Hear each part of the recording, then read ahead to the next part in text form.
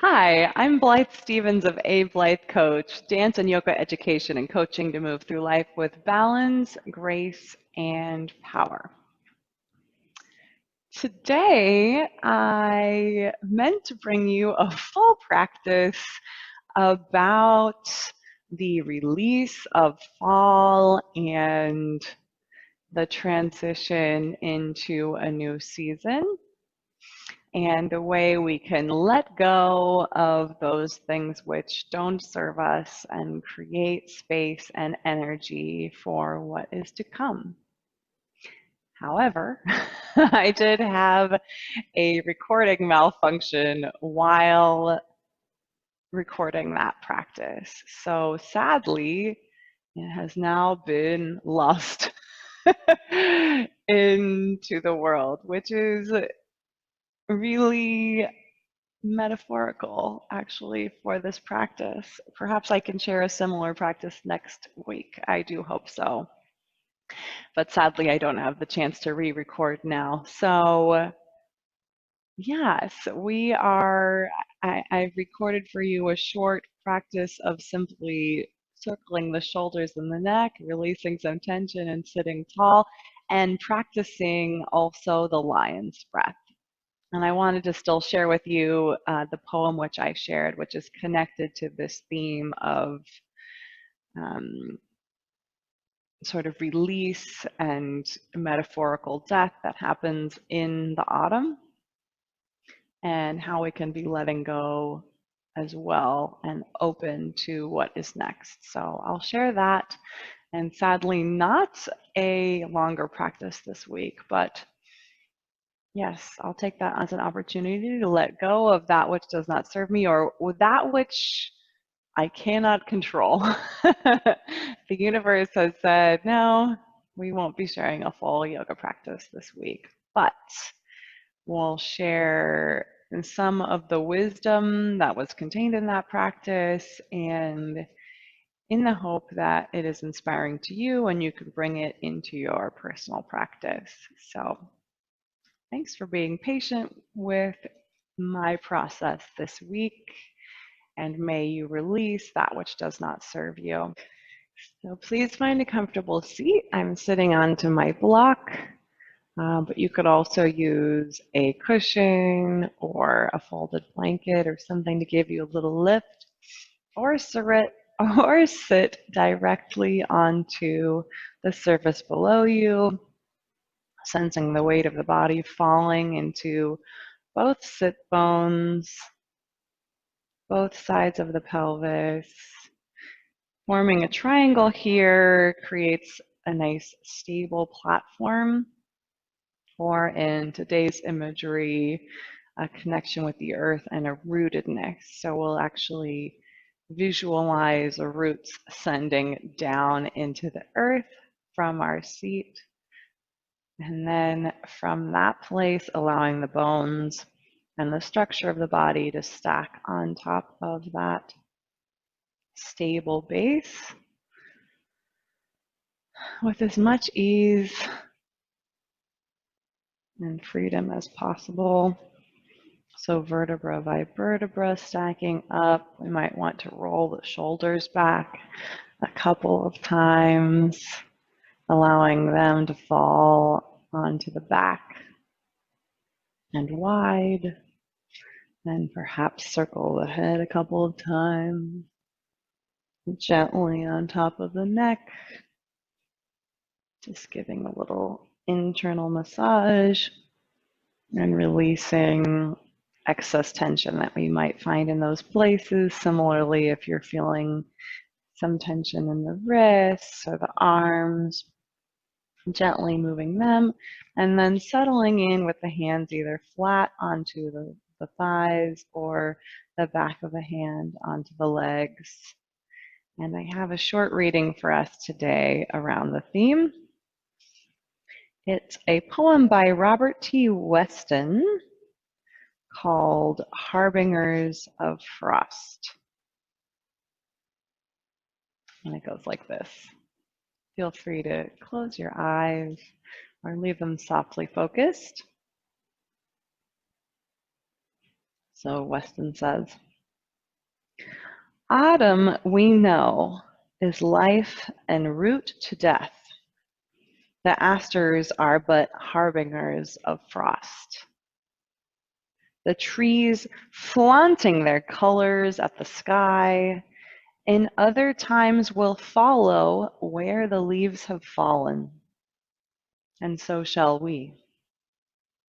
Yet other lives will come, so may we know, accept, embrace the mystery of life we hold a while, nor mourn that it outgrows each separate self, but still rejoice that we may have our day. Lift high our colors to the sky and give, in our time, fresh glory to the earth. Indeed, each of us is glorious, and each of us at this time of year, regardless of where in the earth we do live, experience some transition and an opportunity to let go of that which is no longer serving us, that which the utility for us has passed, in order that we can embrace what is still to come. School has begun again in whatever form that's currently taking. We're already anticipating the new season, the coming of the holidays, and even a new year. But before we can effectively doing that, we need to release and let go of something. So consider today, what can you release? What can you let go? In your physical practice, what can we physically let go? Tension and stress and clinging, in order to allow the energy to flow freely to us within our body and also within our life. So there is a death and a passing away that is happening metaphorically.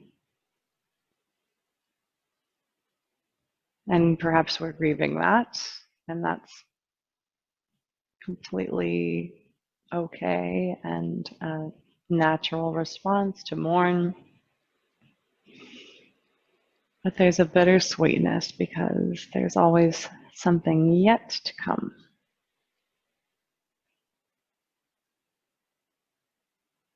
So when you're ready, if the eyes are closed, we'll softly allow them to open. And if we're sitting onto something, we might move it out from under us. But if it's a block or something supportive like that, maybe keep it nearby so we can use it in our practice. And then we'll take some gentle movements of the shoulders, a little bit bigger than we had before, forward and up, and then letting our leaves drop away, back and down. And again, forward, the shoulder blades coming forward and up with the inhale. And then dropping back and down. And then the elbows will come to forward and up. And then back and down. Let's take the whole arm, inhaling it forward and up. And then releasing back and down, reversing the circle of the arms like a beautiful butterfly stroke, back and up and forward and down, bringing the elbows next, back and up, then forward and down. Then the shoulders alone. And then release. Circling the nose in one direction.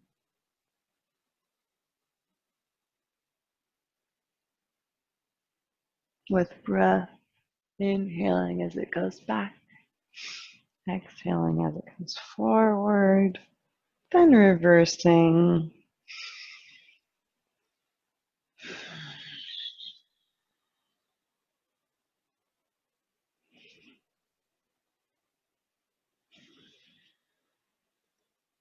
And we're equal on both sides. We'll just float the head right back on top of the spine.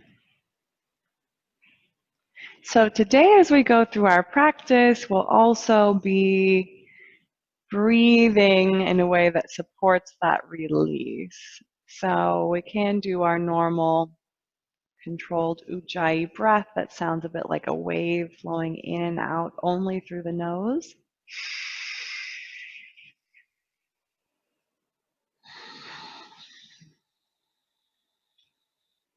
Or whenever we see fit, and I'll cue this too for other opportunities, we can also inhale through the nose and then exhale with a big sigh out through the mouth.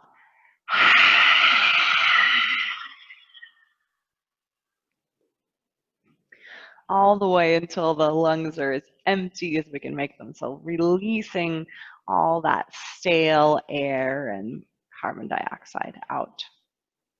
We can also, instead or in addition, try out the lion's breath, which is just more of an exaggerated sigh. We'll let the mouth open really wide, perhaps even let the tongue come out and let the eyes roll back so the whole face is really stretching out, spreading apart, letting it all go. So let's try that a couple times now, inhaling through the nose. And exhaling with our lion's breath.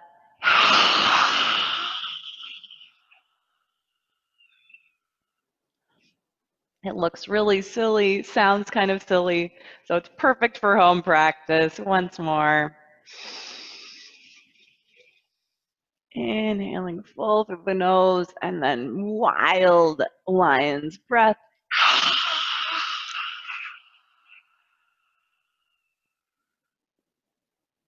Out through the mouth. Thanks so much for joining me for this short lion's breath practice. I invite you to bring it into your day when you have a moment to let go of your flaming, beautiful fall leaves and prepare for what is next for you. I look forward to seeing you next time. Have a wonderful day. Namaste.